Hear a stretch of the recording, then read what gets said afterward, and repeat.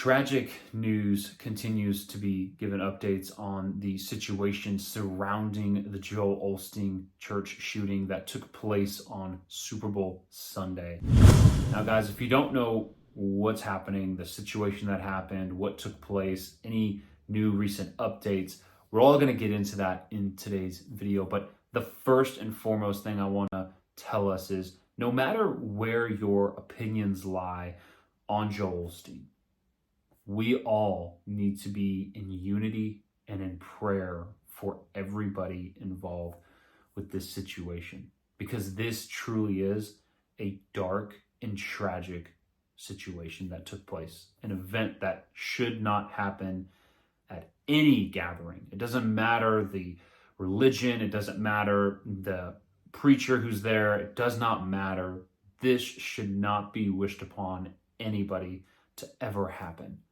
Now, with this, guys, if you don't know what happened on Super Bowl Sunday during service switches, a female with a trench coat and her 7-year-old son walked into Lakewood Church, and she ended up taking an AR-15 out and unloading about 30 rounds into Lakewood Church. Now, there is good news and then there is tragic news.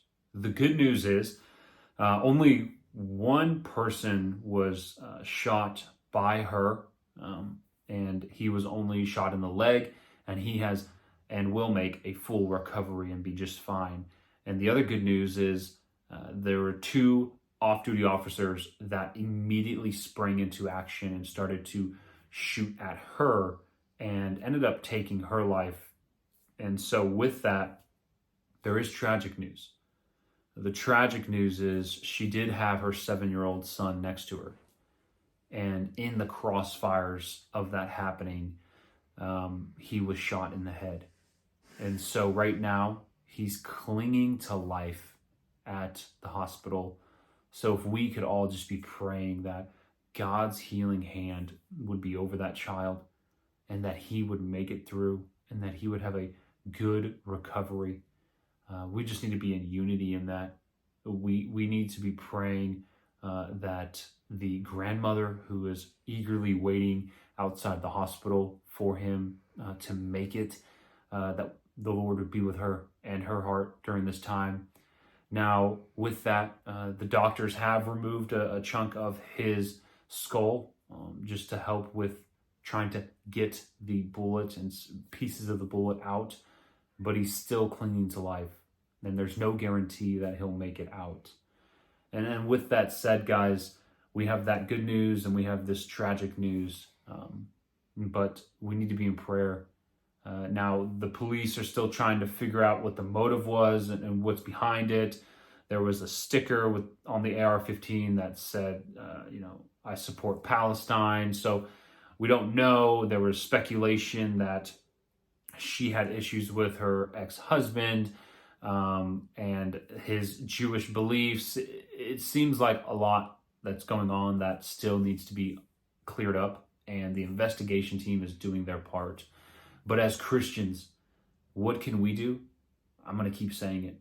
We can be praying, because prayer is powerful. So be lifting up Lakewood Church, be praying for the 7-year-old child, even the 49-year-old man who was shot in the leg, who is going to make a recovery. Be praying for him. Be praying for Joel Osteen. Wherever you stand on your opinions towards him, be praying for Joel Osteen, and be thankful to the Lord for those 2 police officers that were off duty that sprang into action, because this situation could have been a lot worse and there could have been a lot more fatalities. But thankfully, they used what they've been trained to do to handle this situation. And so let's just be in prayer over all of this, and let's be in unity with all this. We do not have to agree with the preaching or the teachings at Lakewood Church, but we can join in unity in prayer over this.